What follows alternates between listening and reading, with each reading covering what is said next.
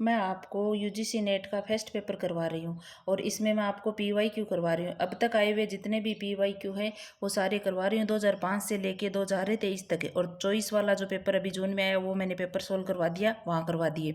तो इस हिसाब से आपके सारे पीवाईक्यू हो रहे हैं और उसके आसपास से बनने वाले क्वेश्चन की मैं व्याख्या करवा रही हूँ। और इसके अंदर आपके किस हिसाब से कैसा पैटर्न आता है, तो इतने सारे पीवाईक्यू करोगे तो अच्छे से आपका पेपर फर्स्ट तैयार हो जाएगा। और पेपर फर्स्ट की मैं यूनिट वाइज करवा रही हूँ, ऐसे नहीं कि इस पेपर में ये क्वेश्चन है तो ऐसे आपके अच्छे से नहीं होता। और मैं जैसे पहली यूनिट शिक्षण अभिवर्ती है तो शिक्षण अभिवर्ती के जितने भी आए हुए क्वेश्चन 75 या 100 जितने भी हैं वो सारे एक साथ फिर दूसरी यूनिट तीसरी यूनिट ऐसे करवाऊंगी। ठीक है, तो अब देखो अपना 25 तक पहले वाले वीडियो में है 26 से। स्थिति बोध यह विचार है कि सोच व्यक्ति के मन में नहीं बल्कि सामाजिक और भौतिक संदर्भों में अवस्थित होती है। स्कीमा एक अवधारणा या रूपरेखा फ्रेमवर्क है जो सूचना को संगठित करने और उसका अर्थ निर्धारण करने के लिए व्यक्ति के मन में विद्यमान रहता है। तो इसमें आपको फिर ऑप्शन है, दोनों कथन सही हैं, दोनों कथन गलत है, कथन 2 सही, कथन 1 गलत है, कथन 1 गलत 2 सही है। तो इसमें देखो दोनों बातें सही हैं, तो क्या हो जाएगा आपका आंसर? आंसर 1 हो जाएगा। अगला क्वेश्चन है फिर आपका, देखो व्याख्या देखते हैं इसकी। स्थिति बोध यह विचार है कि सोच व्यक्ति के मन में नहीं बल्कि सामाजिक और भौतिक संदर्भों में अवस्थित होती है, यह कथन सत्य है। स्कीमा एक अवधारणा या रूपरेखा फ्रेमवर्क है जो सूचना को संगठित करने और उसका अर्थ निर्धारण करने के लिए व्यक्ति के मन में रहता है, यह भी सत्य है। दोनों बातें क्या हो गई फिर? सत्य बातें हो गई। अगला क्वेश्चन देखो, निम्नलिखित में से कौन सा शिक्षण प्रभावी शिक्षण की मूलभूत आवश्यकताएं हैं?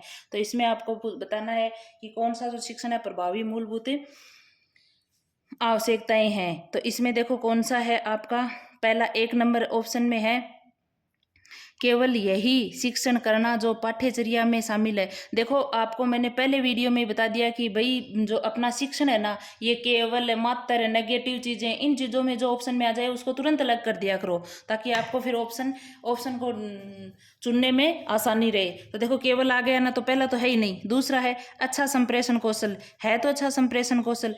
फिर तीसरा है दृढ़ शिक्षण उपागम का प्रयोग। अब देखो दृढ़ जरूरी थोड़ी है, तो ये भी गलत हो गया। फिर तीसरा है विषय का उत्कृष्ट ज्ञान, तो विषय का उत्कृष्ट ज्ञान तो शिक्षण में या प्रभावी आवश्यकता में होता ही है। और फिर है अगला विद्यार्थी से जुड़ने की क्षमता, तो विद्यार्थियों से जुड़ते हैं, तीनों बातें ये सही हो जाएंगी आपकी। तो ऑप्शन कौन से में है? B D E. देखो ए इसमें आ रहा है, ए इसमें आ रहा है, वैसे ही गलत हो गए, तो सी बचाइए, ये आपका सही है। तो ऐसे आप फिर क्वेश्चन कर लोगे इनमें, इन ऑप्शनों से। आगे देखो फिर यह प्रभावी शिक्षण में शिक्षक व्यवहार विषय वस्तु के बारे में शिक्षक ज्ञान, शिक्षक विश्वास और अपने छात्रों को बेहतर बनाने के लिए शिक्षकों का समर्पण शामिल होता है। यहाँ प्रभावी शिक्षण को छात्र की उपस्थिति को बेहतर बनाने की क्षमता के रूप में परिभाषित किया गया है। प्रभावी शिक्षण के लिए उन छात्रों में विचारों को स्पष्ट करना आवश्यक है जो समझ के एक विभिन्न स्तर पर हो सकते हैं। प्रभावी शिक्षण की मूलभूत आवश्यकताएं, देखो मूलभूत आवश्यकताओं में अच्छा संप्रेषण होना चाहिए, विषय का उत्कृष्ट ज्ञान होना चाहिए, विद्यार्थियों से जुड़ने की क्षमता होनी चाहिए। अगला क्वेश्चन है फिर अपना, ये देखो ये 2023 में आए हुआ लेटेस्ट क्वेश्चन है ये अभी, तो इन पे आपको ज़्यादा ध्यान देना है। अगला है उच्च क्रम के चिंतन कौशल को निम्नलिखित में से किसके द्वारा प्रोत्साहित किया जा सकता है? तो किसके द्वारा किया जा सकता है? ए नंबर में है कस्टम अधिगम, 2 नंबर में सक्रिय अधिगम, 3 नंबर में निष्क्रिय अधिगम और 4 नंबर में ट्यूरोलियस अधिगम। तो इसमें से देखो निष्क्रिय वैसे गलत हो जाएगा। कंठस्थ किसी चीज को नहीं किया जा सकता, समझने पे चैप्टर मतलब कॉन्सेप्ट समझने से वो स्थायी होता है। तो इसमें देखो सक्रिय अधिगम, यानी अपन को जब सीख रहे हैं उस समय सक्रिय रहना जरूरी है। ये भी देखो कब आया हुआ है? 2023 के अंदर ही आया हुआ है। देखो उच्च क्रम स्तरीय चिंतन कौशल को सक्रिय अधिगम द्वारा प्रोत्साहित किया जा सकता है। उच्च स्तरीय सोच कौशल के माध्यम से छात्र विषय सामग्री का अधिगम को याद करने और दोबारा याद करने से आगे बढ़ते हैं।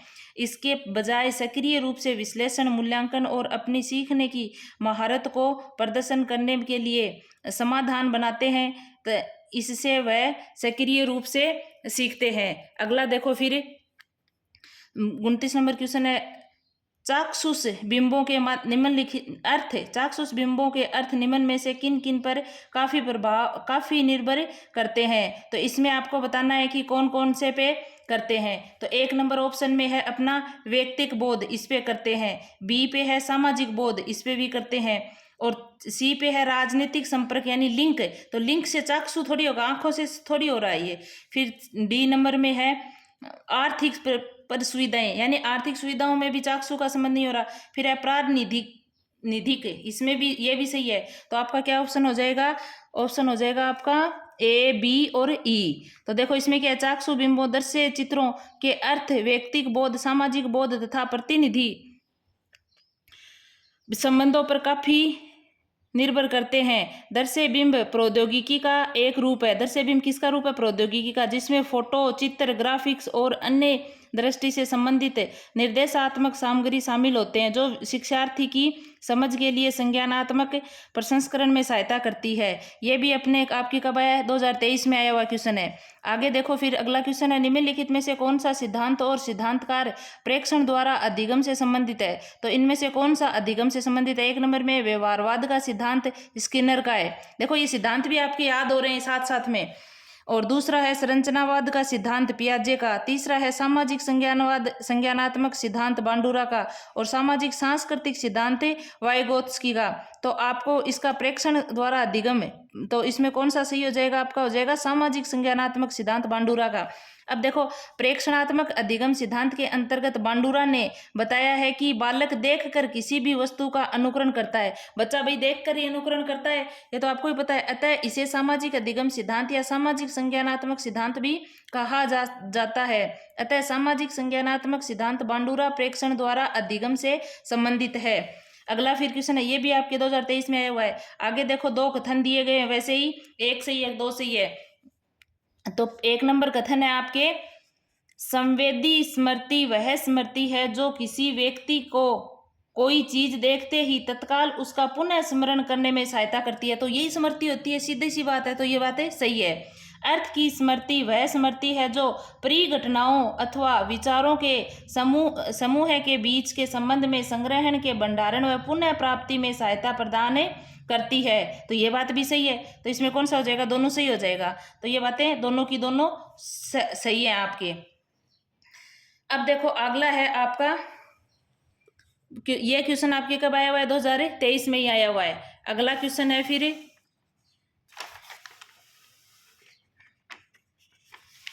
अगला देखो 32 नंबर, विद्यार्थी और शिक्षक तब अधिक कठोर परिश्रम करते हैं और लंबे समय तक डटे रहते हैं जब उन्हें प्रभाव उत्पादकता का उच्च बोध होता है। ये बात सही है भाई, तभी तो डटे रहेंगे वो। फिर आगे देखो इसमें मतलब कौन सा सही है? ऑप्शन आगे देखो, निम्नलिखित में क्या विद्यार्थी और शिक्षक दोनों में स्व प्रभाव उत्पादकता में वृद्धि नहीं करता है? तो इसमें आपके 1 नंबर में है कार्यभार पूरा करने में दैनंदिनी सफलता। दूसरा है मात्र कौशल पर केंद्रित औपचारिक विद्यालय संबंध। तीसरा है अधिक ज्ञानवर्धक सहभागियों में सहायता। और 4 नंबर है परिवेश में दूसरों से अत्यधिक अपेक्षाएं। तो देखो ये छात्र और शिक्षक दोनों उच्च प्रभावी शिक्षण प्रभाव उत्पादकता आ रही है। तो ये आपके कौशल से केंद्र से संबंधित औपचारिकता है। मात्र कौशल एवं केंद्रित औपचारिकता विद्यालय का संबंध है इन दोनों में, क्योंकि विद्यालय में ही छात्र और शिक्षक का दोनों का संबंध होता है। तो देखो इसमें क्या है, विद्यार्थी और शिक्षक तब अधिक कठोर परिश्रम करते हैं और लंबे समय तक डटे रहते हैं जब उन्हें प्रभाव उत्पादकता का उच्च बोध होता है। मात्र कौशल पर केंद्रित औपचारिक विद्यालय संबंध विद्यार्थियों और शिक्षक दोनों में स्व प्रभाव उत्पादकता सफलता परिवेश में दूसरों से अत्यधिक अपेक्षाएं तथा अधिक ज्ञानवान सहभागियों में सहायता इसमें वृद्धि करती है। अगला फिर आपका है, ये भी देखो 2023 में आया हुआ है। आगे देखो फिर, डीवी ने स्कूलों को, जॉन डीवी की बात हो रही है, डीवी ने स्कूलों को समुदायों के सम्मान और शिक्षा को सामाजिक प्रक्रिया के समान बताया है। दूसरा है मतलब इसमें भी वैसे ही करना है कि कथन 1 सही है, कथन 2 सही है। तो ये बात तो सही है भाई, सामाजिक प्रक्रिया के समान ही बताया उन्हें समुदायों वाली शिक्षा को, तो ये तो सही है। दूसरा है चोम्स्की ने कहा था कि शिक्षा का अंतिम उद्देश्य ऐसे व्यक्ति तैयार करना है जो गुणवत्ता की दृष्टि से एक दूसरे से भिन्न हो। तो ये बात इसमें कही है। तो इसमें कौन से? दोनों सही है, दोनों असत्य हैं। एक कथन 1 सत्य है, कथन 2 असत्य है। देखो दूसरी बात असत्य है। अब असत्य क्यों है ये अपन देखते हैं। डीवी ने स्कूलों समुदायों के समान शिक्षा को सामाजिक प्रक्रिया के समान बताया है। डीवी ने यह भी कहा था कि शिक्षा का अंतिम उद्देश्य ऐसे व्यक्ति तैयार करना है जो गुणवत्ता की दृष्टि से एक दूसरे से भिन्न हो। तो ये इसमें कथन एक सत्य है आपका। फिर अगला देखो, अगला क्वेश्चन है, ये कब आया हुआ है? 2022 में आया हुआ है। अगला है, शिक्षा का स्तर जो उच्च कोटि के चिंतन कौशल प्रयोग की मांग करता है। तो इसमें स्मृति स्तर करता है, बोध स्तर शिक्षण करता है, या फिर विमर्शक स्तर शिक्षण करता है, या फिर रचनात्मक स्तर शिक्षण करता है। तो शिक्षा का स्तर जो उच्च कोटि के चिंतन, उच्च कोटि के चिंतन तो विमर्शक स्तर शिक्षण ही करता है। देखो, शिक्षा का विमर्शक स्तर शिक्षण उच्च कोटि के चिंतन कौशल प्रयोग की मांग करता है। इस शिक्षण स्तर में शिक्षण प्रक्रिया तब तक चलती रहती है जब तक शिक्षा का उद्देश्य पूरा ना हो जाए। कब तक चलती रहती है? उद्देश्य पूरा नहीं हो जाता तब तक है। अर्थात शिक्षक द्वारा दिया गया संदेश या अर्थ विद्यार्थी को पूर्णतः समझ में आ जाए। ये क्वेश्चन भी आपके 2022 में आया हुआ है। आगे देखो, फिर अगला क्वेश्चन है, सूची 1 को सूची 2 के साथ मिलाना है। ऐसे मतलब कौन सा किसका है? तो 1 नंबर में सकारात्मक अंतर्निर्भरता, तो ये किसके साथ हो जाएगा? ये आ जाएगा आपके डेविड जॉनसन के साथ है। इसका संबंध किसके साथ है? डेविड जॉनसन के साथ। दूसरा है संरचित जांच, संरचित जांच किसके साथ है? रॉबर्ट स्लाइविन के साथ है। कहाँ? रॉबर्ट स्लाइविन। ये देखो, थोड़ा सा मतलब दिखाई नहीं दे रहा आपके, ये यहाँ पर 4 नंबर में रॉबर्ट स्लाइविन के साथ है। फिर तीसरा है भूमिका निर्वाहन, तो भूमिका निर्वाहन किसके साथ आ जाएगा? फेनी सेफ्टले नाम है ये, सेफ्टले, यहाँ पे है ये सेफ्टले। और फिर अगला है विधि शास्त्रीय जांच है, और विधि शास्त्रीय जांच किसके आ जाएगी? डोनाल्ड ओलिवर और जेम्स सेवर के साथ है। तो इसे देखो 2021 में भी आया था, 2021 की दोनों शिफ्टों में ये हुई थी ना, फर्स्ट शिफ्ट सेकंड शिफ्ट, उनमें आया हुआ क्वेश्चन है। तो सकारात्मक आत्मनिर्भरता डेलियन जॉनसन, संरचित रॉबर्ट क्लाइवन, भूमिका निर्वाहन फेनियल सेप्टेले, और शास्त्रीय जांच डोनाल्ड ओलिवर और जेम्स सेवर। अगला देखो, अगला क्वेश्चन है 36 नंबर है, अध्यापन के विशिष्ट मॉडलों के विविध प्रकार के विचारों में वृद्धि होते हैं।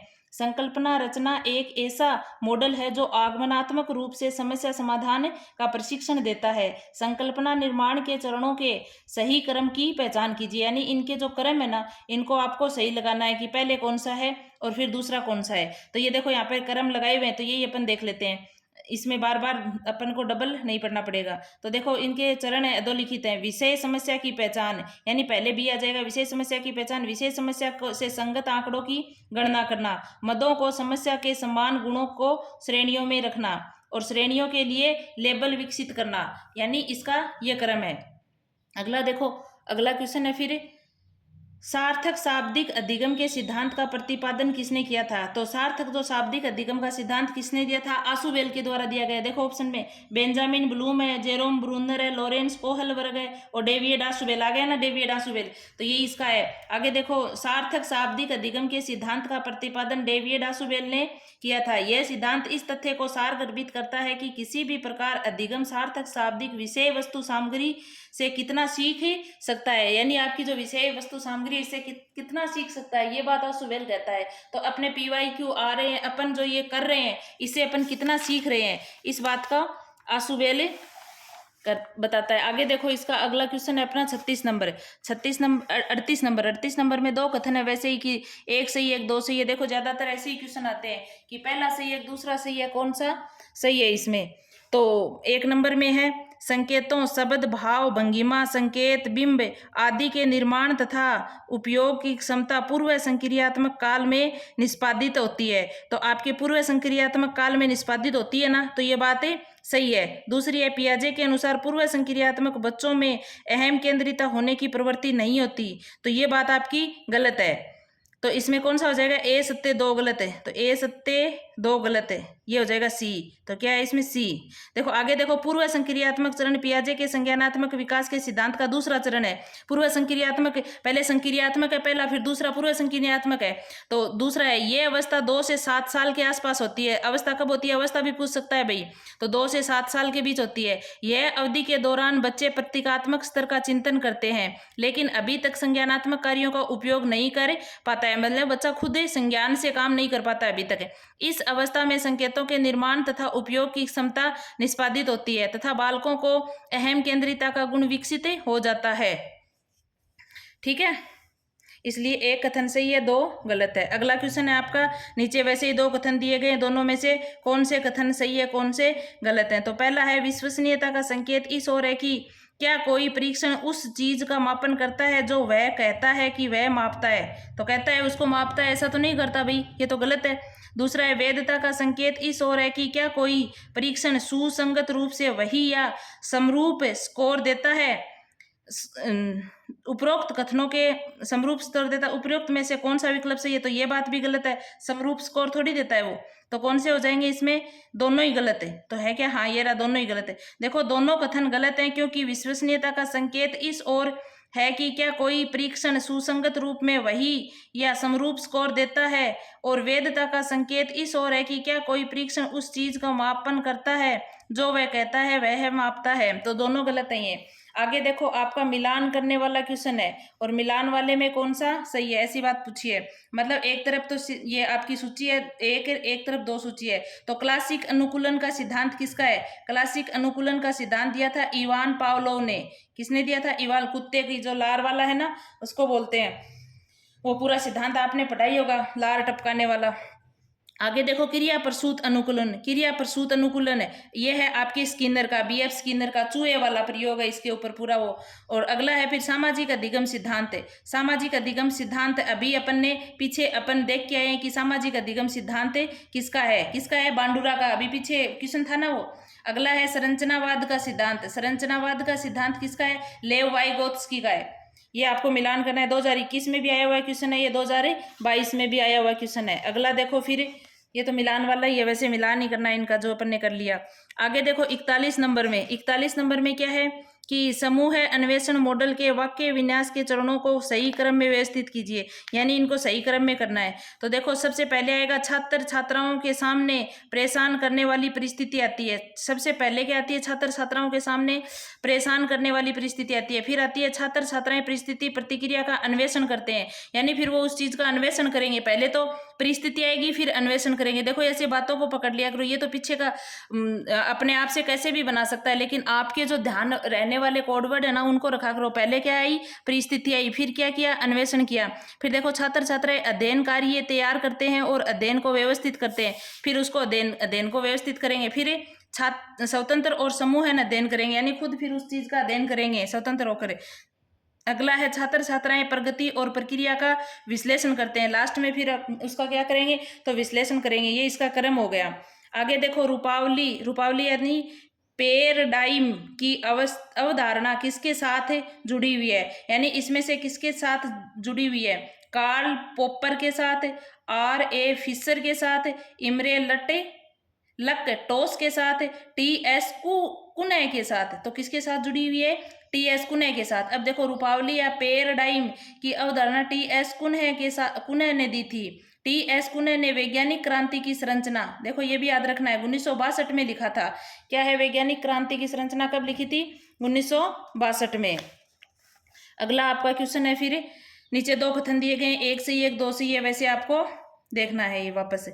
विकास की अवस्था के रूप में 4 वर्ष की उम्र के बालक में क्रियाशीलता स्मृति के सभी घटक अपने स्थान पर होते हैं। तो 4 अपने स्थान पर होंगे, ये तो क्रियाशीलता के समय स्मृति के, सही बात है ये। दूसरा है, सूचनाओं के प्रति यदि एक बालक लगातार ध्यान नहीं देता तो उत्प्रेरण स्तर कमजोर है और अंत में इतना गिर जाता है कि सूचना को पुनः उत्प्रेरित नहीं किया जा सकता और यह पूर्ण रूप से विलुप्त हो जाता है। तो ये बात भी सही है भाई। तो इसमें क्या हो जाएगा, दोनों सही, ए नंबर ऑप्शन में है।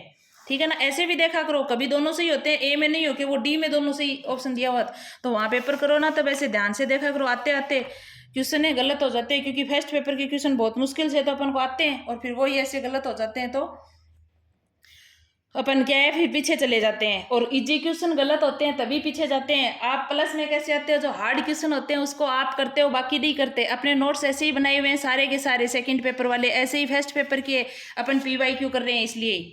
आगे देखो, यही बात है, दोनों सही है, इसमें तो पढ़ लिया अपन ने। अगला देखो, एक तरफ तो ये आपके कब आया, 2021 में आया हुआ क्वेश्चन था, और अब देखो ये भी 2021 में आया हुआ है। मस्तिष्क का न्यूरॉन संबंधी तंत्र और स्मृति प्रकार। अब के जून में अपने देखो था ना वो फेफड़ा ये करते ऐसे, मतलब एक क्वेश्चन देता है वो अपने यहाँ से, तो ये वेरी इंपॉर्टेंट क्वेश्चन हो जाता है भाई। अब की पीछे अपन ने फेफड़ा वो वाला किया था अभी जून में, तो अब की बार ये दिया हुआ है। तो इसका किसके साथ है संबंध, ऐसे ही वहां था।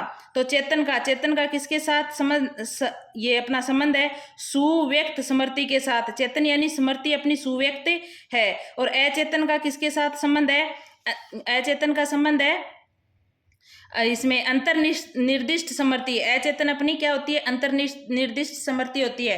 पेशीय कौशल यानी मोटर स्किल है। मोटर स्किल किससे संबंधित होता है, ये होता है अपने कार्य विधिक स्मृति संबंधित है। और आत्मानुभव किससे संबंधित होता है, आत्मानुभव क्या बचा है, संयोगिक स्मृति से। आत्मानुभव यानी संयोगिक स्मृति से बचा हुआ है। तो वेरी इंपॉर्टेंट क्वेश्चन है, भी इसको ध्यान में कर लेना, क्योंकि अब के चॉइस वाले में भी ये फेफड़ा ये ऐसे दे के पूछ रखा था वैसे कि किसका किसके साथ है। आगे देखो अगला क्वेश्चन है ये, व्यवहारवादी उद्देश्यों के लिए संज्ञानात्मक क्षेत्र में इन उद्देश्यों को समाविष्ट किया जाता है। तो इनको यानी कैसे इनको समाविष्ट इसमें किया जाता है, तो इसमें क्या आएगा, मूल्यांकन होता है और मूल्य निर्धारण करना ये नहीं होता, फिर समझ होती है, फिर यथार्थता नहीं होती, ज्ञान होता है। तो मूल्यांकन समझ ज्ञान ACE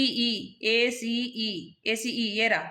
आगे देखो व्यवहारवादी उद्देश्यों के लिए संज्ञानात्मक क्षेत्र में मूल्यांकन समझ तथा ज्ञान उद्देश्यों को समाविष्ट किया जाता है। यह अधिगम के प्रत्येक स्तर को प्रभावित करता है। मूल्यांकन ब्लूम वर्गीकी के संज्ञानात्मक पक्ष का उच्च सर्वोच्च चिंतन स्तर है। वही समझ एवं ज्ञान क्रम से मनोचालक तथा भावात्मक चिंतन स्तर के भाग हैं। अगला क्वेश्चन है फिर अपना 46 नंबर, ये भी आपके 21 में आया हुआ है। अब आगे देखो इस टाइप का क्वेश्चन भी अपने था अब की बार 2 जून वाले में। व्यवहारवादी ये हो गया। अगला है फिर विद्यार्थियों को पाठ पढ़ाने के लिए इन अनुदेशनात्मक घटनाओं को प्रारंभ से अंत के क्रम में लगाइए। ये ऐसे क्वेश्चन वेरी इंपॉर्टेंट हो जाते हैं, इनको प्रारंभ से अंत के क्रम में लगाना है। तो सबसे पहले इसमें देखो पहले 5 को पढ़ते हैं। शिक्षार्थी को उद्देश्य की सूचना देना, वांछित व्यवहार प्राप्त करना, ध्यान आकर्षित करना, विषय वस्तु प्रस्तुत करना और प्रतिपुष्टि प्रदान करना। मैंने पहले ही आपको पीछे वाले क्वेश्चन में किया था ना कि वो चीजें देखो जिसमें क्या होता है, सबसे पहले क्या किया जाता है, ध्यान आकर्षित किया जाता है। तो सी सबसे पहले आएगा। अब देखो सी किस में है, ऐसे किया करो ऐसे क्वेश्चन, ये राशि सी एक में ही है। तो अगर एक भी आपको आ रहा है ना तो आपका क्वेश्चन हो रहा है, फिर आपके ए हो जाएगा शिक्षार्थी को उद्देश्य की सूचना देना। तो ये देखो ये ऐसे का ऐसा क्वेश्चन था जो पहले किया था ना, वैसा का वैसा उसी आधार पर है। तो ऐसे मतलब थोड़े थोड़े आप ध्यान रखा करो, इसमें 1-2 तो आपको आ रहा होगा पक्का।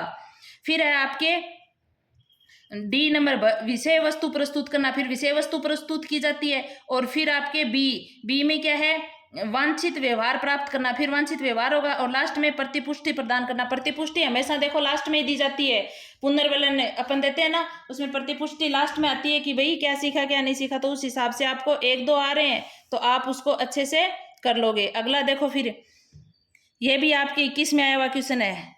तो अब देखो 21 वाला और 24 वाले पैटर्न सेम आ रहे हैं। 47 नंबर क्वेश्चन, उस तकनीकी का क्या नाम है जिसमें बिंबों का प्रयोग किया जाता है जो प्राय शब्दों की अपेक्षा अधिक भाव व्यक्त करते हैं और विविध प्रकार के साहचर्यों और सोच को जगाने में अधिक सटीक व शक्तिशाली होते हैं। तो इसमें कौन कौन से, विचारावेश, माइंड मैपिंग, स्टोरी बोर्डिंग, सिनेप्टिक्स। तो इसमें क्या आ जाएगा, माइंड मैपिंग आ जाएगा। देखो क्या है, माइंड मैपिंग तकनीकी में बिंबों का प्रयोग किया जाता है। किसका, ये साफ लाइन दे रखी है, जो प्राय शब्दों को अपेक्षा अधिक भाव व्यक्त करते हैं और विविध प्रकार के शास्त्रियों और सोच को जगाने में अधिक सटीक प्रभावशाली होते हैं। अगला फिर देखो मिलान करना है, चिंतन टोपी प्रणाली, थिंकिंग हेड सिस्टम और अवधारणाएं और विचार। तो इसमें देखो आप में क्या हो, इसमें मिलान करना है, क्या होगा, श्वेत टोपी में क्या होगा आपके, होगा प्रदत्त संग्रहण, तथ्य, आंकड़े, सूचना की आवश्यकताएं और कमियां, ये होगा श्वेत टोपी में। लाल टोपी में क्या होगा, लाल टोपी में होगा अंतर्ज्ञान और भावनाएं होंगी। काली टोपी में क्या होगी, काली टोपी में होंगे निर्णय और विचार तार्किक निषेधात्मक। काला देखो निषेध करता है, देखो तो ऐसे याद इनको मिला के कर लो। हैरी टोपी में क्या होगा, उद्दीपन, क्लिप और रचनात्मक प्रस्ताव होंगे। तो ये इंपॉर्टेंट क्वेश्चन है, इसको आप ध्यान में रखना भाई। आगे देखो फिर अगला है निम्नलिखित में से अप्रत्यक्ष शिक्षण कार्य प्रणाली को चिन्हित कीजिए। अप्रत्यक्ष को चिन्हित करना है, इसमें कौन कौन से अप्रत्यक्ष हैं। तो देखो, ध्यानाकर्षण अधिगमकर्ता को उद्देश्य की संसूचना और प्रोत्साहन सामग्री प्रस्तुत करना, ये नहीं है। दूसरा है उदाहरणों और गैर उदाहरणों के माध्यम से अवधारणाएं निर्माण, ये सही है, इसमें ये सही है आपके। तीसरा है सुस्पष्टीकरण, 100 उदाहरण प्रतिपादन और अभ्यास, ये गलत है।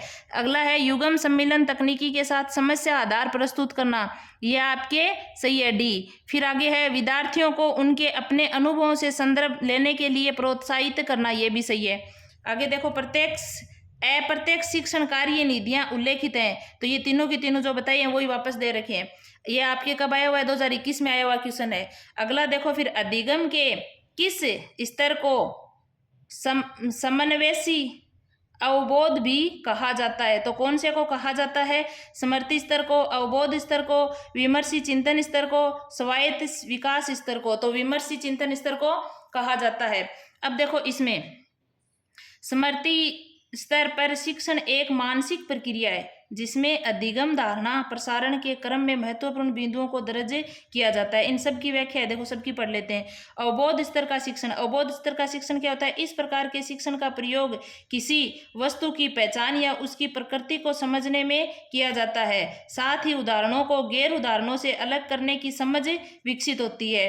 तो ये बीच का देखे भी पूछ सकता है अगले पेपर में। देखो आगे क्या है, विमर्शी स्तर का शिक्षण। विमर्शी एक मानसिक प्रक्रिया होती है, अतः इस शिक्षण के अंतर्गत विविध बिंदुओं का आलोचनात्मक विश्लेषण करने व उन पर विचार देने की समझ विकसित होती है। इस प्रकार का शिक्षण समस्या का समाधान प्रस्तुत करना है, इसे समावेशी अवबोध भी कहते हैं। यानी समस्या का समाधान कौन से में होता है, विमर्शी में होता है। अगला देखो, फिर आपका क्वेश्चन है, इसमें 2 कथन दिए गए हैं, कौन कौन से कथन है सही है। देखो पहला कथन देखते हैं अपन, शिक्षण के प्रगामी यानी प्रगतिशील, ये देखो नाम ही देता है वहां पर, ऐसे उठपटांग से नाम देता है तो उससे अपन कंफ्यूज हो जाते हैं।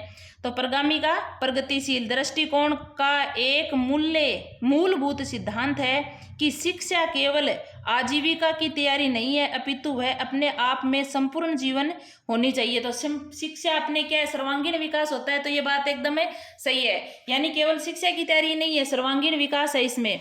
आगे देखो, फिर आपके 2 नंबर में है, शिक्षा के पुनर्निर्माणवादी विचारधारा के अनुसार नई सामाजिक व्यवस्था निश्चित रूप से प्रजातांत्रिक होनी चाहिए। तो सही बात है ये, तो दोनों के दोनों ही सही है। ये इसमें पूरी बातें वापस से बताइए, देखो देखते हैं अपन।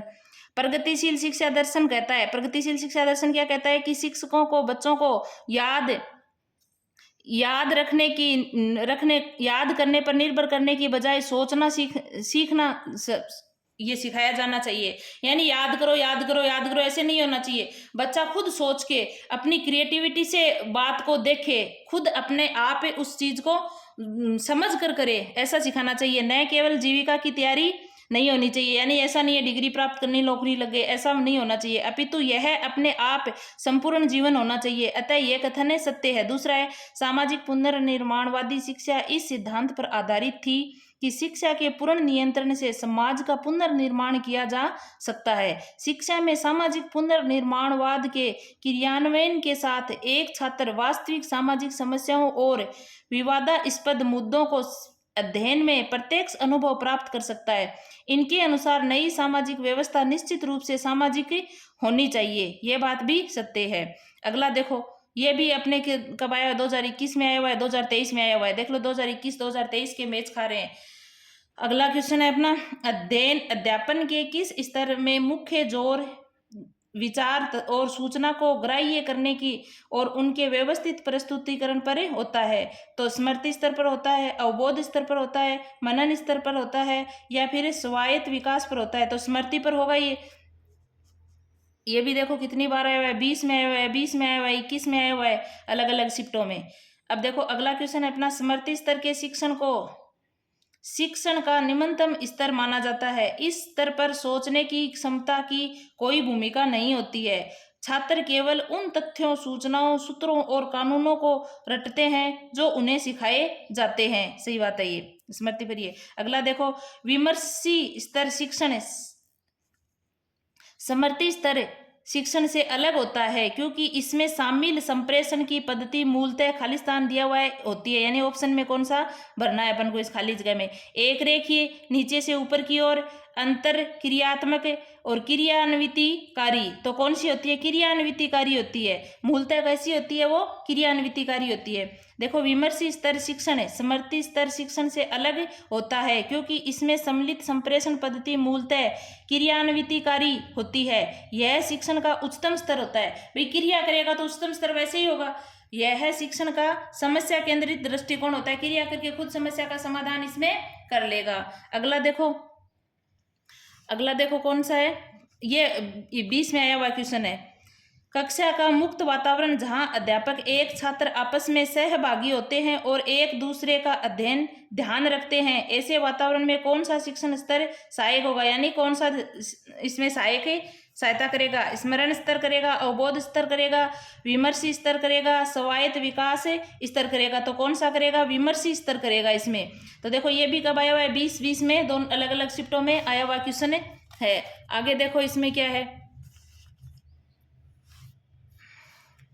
विभिन्न शिक्षण स्तरों के सहयोग से शिक्षण प्रक्रिया संभव है। विमर्शी शिक्षण स्तर इन शिक्षण स्तरों में से एक है जो मुक्त कक्षा वातावरण में छात्र एवं अध्यापन की एक सहभागिता होती है और प्राय एक दूसरे का ध्यान रखते हैं। अगला क्वेश्चन देखो, निम्नलिखित विशिष्टताओं में से कौन सी शिक्षण के अवबोध स्तर का वर्णन करती है? तो ये देखो 20 की शिफ्टों के अंदर अलग अलग आया हुआ है सेकेंड शिफ्ट में, ठीक है ना। 1 अक्टूबर है, 12 नवंबर है, 30 सितंबर है, 13 नवंबर है, तो ऐसे आया हुआ है। तो देखो कैसे इसको क्या करना है अपन को, स्तर का वर्णन करती है। कौन सी करती है? तो पढ़ते हैं। प्रस्तुत तथ्यों को स्मरण रखने की शक्ति को प्रोन्नत करने के लिए सुव्यवस्थित सोपानिक प्रस्तुत करती है। नहीं। अवधारणाओं की व्याख्या के लिए अधिक संख्या में सकारात्मक एवं नकारात्मक उदाहरण देना। नहीं। सूचनाओं के प्रभावी भंडारण पर बल देना। नहीं। और तथ्यों के बीच क्या करेगी? संबंधों के अवलोकन को प्रोन्नत करने में सहायक है। तो तथ्यों के बीच ही करेगी ये।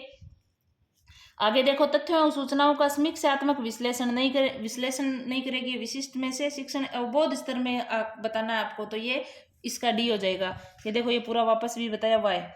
आगे देखो फिर विमर्शी शिक्षण की विशिष्ट पहचान क्या है? देखो विमर्शी शिक्षण पहले आया तभी मैंने आपको कह दिया था कि याद कर लो। अगर वो वाली बात आपकी याद है तो विमर्शी शिक्षण से संबंधित बनने वाले क्वेश्चन आपके आराम से हो जाएंगे। तो देखो ये भी देखो कितनी बार आया हुआ है, 20, 19 के अंदर आया हुआ क्वेश्चन है।